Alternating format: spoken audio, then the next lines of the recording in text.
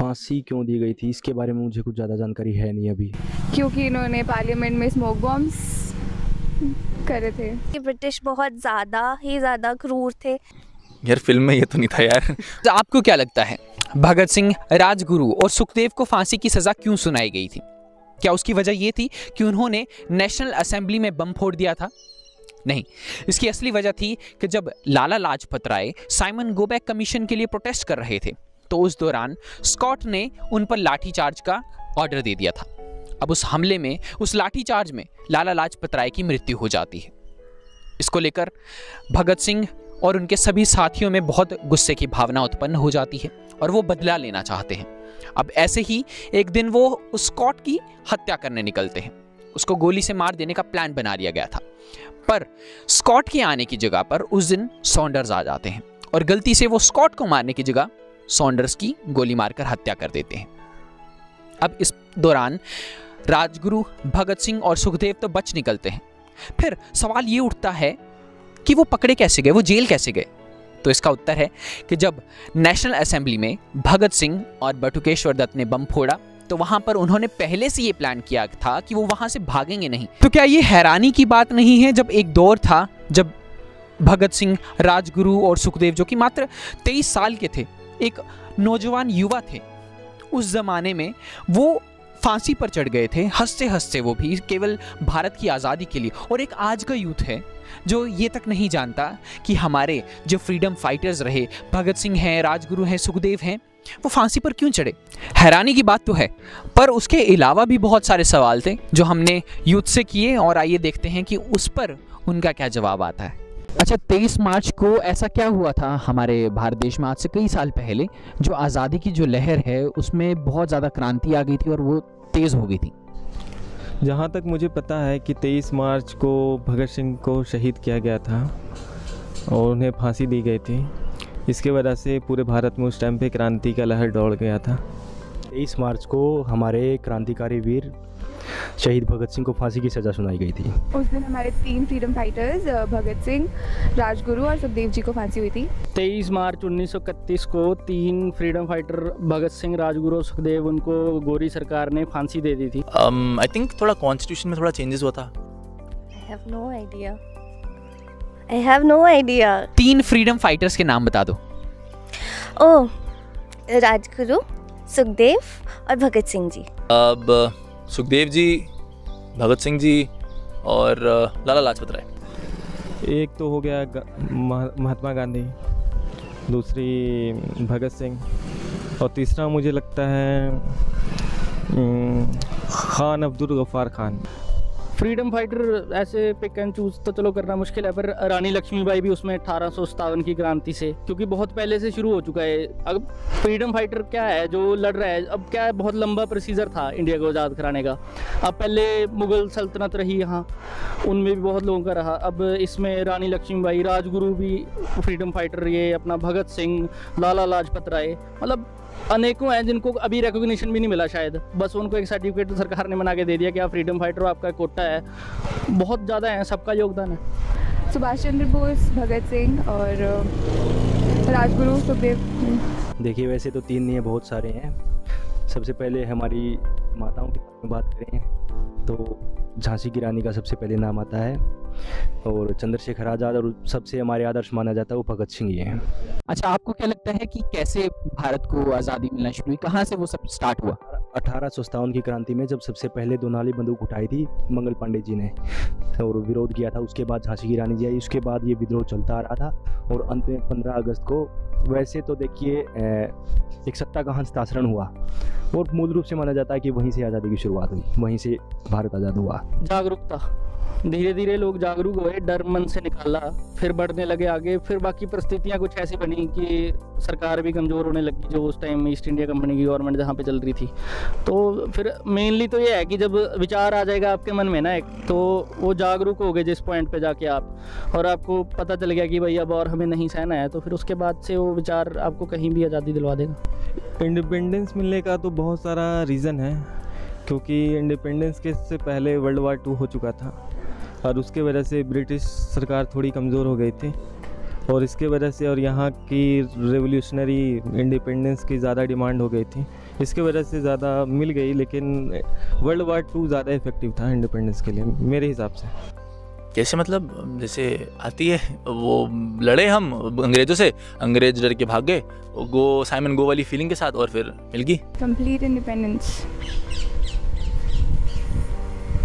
Struggle और ये फांसियाँ और ये जितनी भी शहीदियाँ हुई हैं हमारे फ्रीडम फाइटर्स की, वो सब कुछ। महात्मा गांधी की फोटो क्यों है नोट्स पे? वो फादर ऑफ द नेशन है, इसलिए उनकी फोटो है। जी। मुझे लगता है वैसे बोला नहीं चाहिए, मेरे हिसाब से उस टाइम पे पीआर होती नहीं होगी। महात्मा गांधी की जो पीआर टीम थी वो बहुत अच्छी थी, इस वजह से अब तक सिर्फ महात्मा गांधी जी का उल्लेख है वो किताबों में। मेरे हिसाब से उनकी पीआर टीम एकदम लाजवाब थी। महात्मा गांधी की फ़ोटो मुझे तो कोई खास अच्छी नहीं लगती नोटों के ऊपर। वो क्या लगता है मुझे कि एक तो कांग्रेस के साथ थोड़ा उनका एक्टिव थे वो काफ़ी, और पॉलिटिकल लीडर्स के साथ कुछ थे, तो उनको एक बना दिया गया। ठीक है, उनका योगदान था, मैं ये नहीं कह रहा कि उनका योगदान नहीं है कोई इस चीज़ में, पर ऐसे दरकिनार करके मतलब कितने ही ज़्यादा फ्रीडम फाइटर हुए हैं, तो किसी एक की नहीं लगानी चाहिए थी। क्योंकि महात्मा गांधी एक आइडल पर्सन था, क्योंकि वो हमारे फादर ऑफ द नेशन है, इसलिए। कोई ऐसे फ्रीडम फाइटर जिनको आप रिप्लेस करना चाहो महात्मा गांधी जी की जगह, तो वो कौन से होंगे नोट्स पे? सुभाष चंद्र बोस। कोई भी एक व्यक्ति उस नोट के ऊपर जगह नहीं ले सकता मेरे हिसाब से आज़ादी के बाद। तो क्या है कि हमारे देश में कृषि प्रधान देश है हमारा, तो एक हल चलाते किसान का वहाँ पे फोटो होना चाहिए, तो उसमें सब आ जाएंगे। देखिए, इसमें कोई पर्सनल थॉट या बायसनेस की कोई उम्मीद नहीं है, क्योंकि इसमें कोई इंटेंसिटी नहीं है एक ये सबसे ऊपर, ये सबसे ऊपर, ये सबने अपना खून, सबकी शहादत है। इसमें हम किसी एक का नाम नहीं ले सकते। जात पात धर्म से उठकर अगर बात करें खुदीराम बोस की, या फिर किसी भी बहुत सारे हमारे, मैंने बताया ना, संप्रदाय से ऊपर उठकर बात करनी चाहिए इस मुद्दे पर, क्योंकि बड़ा संवेदनशील मुद्दा है। तो इसमें हम किसी का एक का पर्टिकुलर नाम नहीं ले सकते। किसी भी अगर क्रांतिकारी का इसमें फ़ोटो लगा दिया जाता है तो दिल से हम उसका स्वागत करेंगे। मैं चूज़ करूँगी BR अम्बेडकर को। फ्रीडम फाइटर मुझे लग नहीं रहा कोई हो। वैसे तो भगत सिंह जी की मैं वो करूँगा, थोड़ा फेवरेट तरफ जाना चाहूँगा, मगर मेरे हिसाब से वो जो अपने 4 पिलर वाली जो तस्वीर है वो लगा तो ज़्यादा बेटर है। भगत सिंह के साथ राजगुरु थे, सुखदेव थे। राजगुरु और सुखदेव का पूरा नाम क्या है? राजगुरु सुखदेव एक आदमी नहीं है, 2 अलग अलग है। तो सुखदेव सिंह जी, राजगुरु सिंह जी बस इतना ही, मुझे ज़्यादा पता नहीं है, यही होगा। नहीं, मुझे पूरा नाम नहीं पता। सुखदेव जी का मेरे ख्याल से सुखदेव थापा था उनका नाम पूरा, और राजगुरु का उनका मेरे ध्यान में नहीं, क्योंकि जो मोस्ट कॉमनली जो जिस नाम से वो मशहूर हुए ये नाम ही था, वो राजगुरु सुखदेव, इतने से ही वो मशहूर है। राजगुरु थापर और सुखदेव जी का नो आइडिया। अच्छा, अगर मान के चलते हैं कि जितने भी फ्रीडम फाइटर्स हैं वो स्वर्गलोक में बैठे हैं, उनकी राउंड टेबल कॉन्फ्रेंस चल रही है, और वो वहाँ पर बैठ के भारत की स्थिति देखते हैं, तो उस पर वो क्या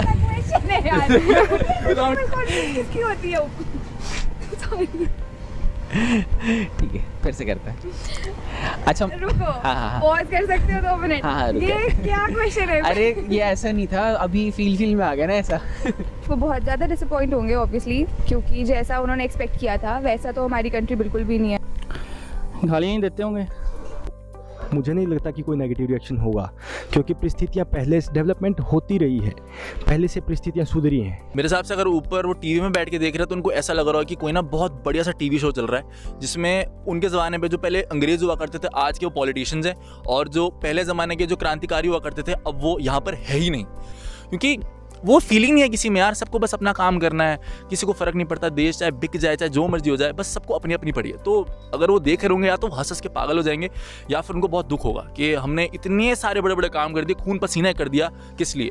इसलिए। जैसे भगत सिंह का एक सपना था कि उनका भारत कैसा हो, उन्होंने बताया कि मेरा भारत ऐसा हो जहाँ पे कास्ट के हिसाब से डिस्क्रिमिनेशन ना हो, रिलीजन बेस्ड डिस्क्रिमिनेशन ना हो, इंसान के प्रति प्यार का भाव हो, अगर किसी के साथ जुल्म होता है तो वो बर्दाश्त ना करें। आपको क्या लगता है कि आज ऐसा भारत है?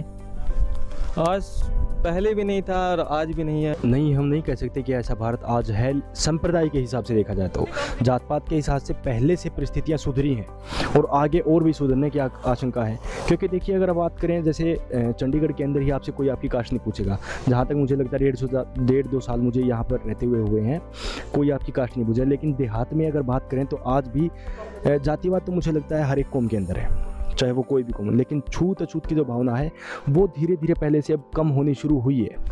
और ये बड़ा ही एक महत्वपूर्ण अंक देना चाहूँगा मैं इसको। और भी देखना आप, धीरे धीरे जात पात का मुद्दा खत्म हो जाएगा।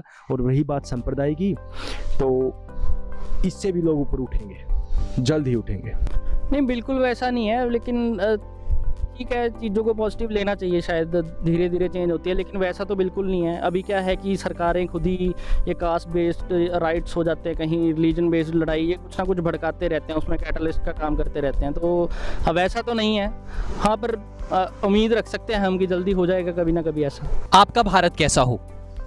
मेरा भारत तो थोड़ा सा यूथ जनरेटेड होगा, एक अच्छे भारत का निर्माण होगा और बढ़िया लोग बड़े खुश रहेंगे, उसमें कोई कास्ट बेस्ड रिलीजन बेस्ड ऐसी कोई डिस्क्रिमिनेशन नहीं होगी, और सब एक अपना हक का जीवन, आसान जीवन जी पाएंगे। जैसा अभी है वैसा तो बिल्कुल ना हो। मेरा भारत भी वैसे ही है जैसा भगत सिंह का सोच है। मेरा भारत ऐसा हो जिसमें जात पात ऊंच नीच कोई भेदभाव ना हो। ये स्लिप आपको अनफोल्ड करनी है, उसके बाद इस पर जो लिखा है, अगर आपकी भी वही भावना है तो वो आपको कैमरे पे पढ़नी है।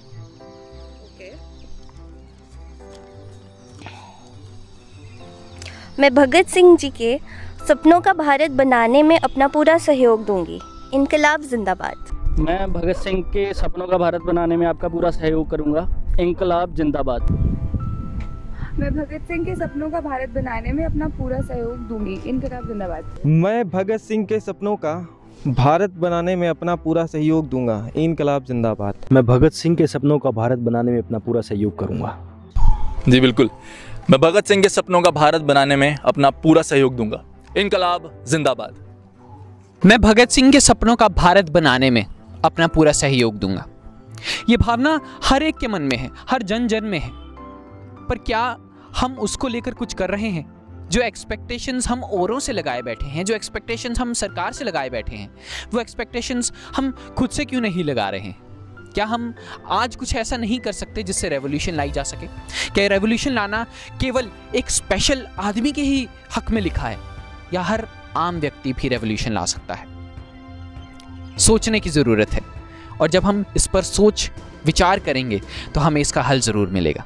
रेवोल्यूशन आप कैसे ला सकते हैं, या आपके सपनों का भारत कैसा हो और उसके लिए आप क्या कर सकते हैं, ये सोचकर हमें ज़रूर बताएं। और कमेंट करिए, सब्सक्राइब करिए, लाइक करिए। इंस्टाग्राम पे देख रहे हो तो ज़रूर फॉलो करिए। और तब तक के लिए आपसे मैं विदा लेता हूँ।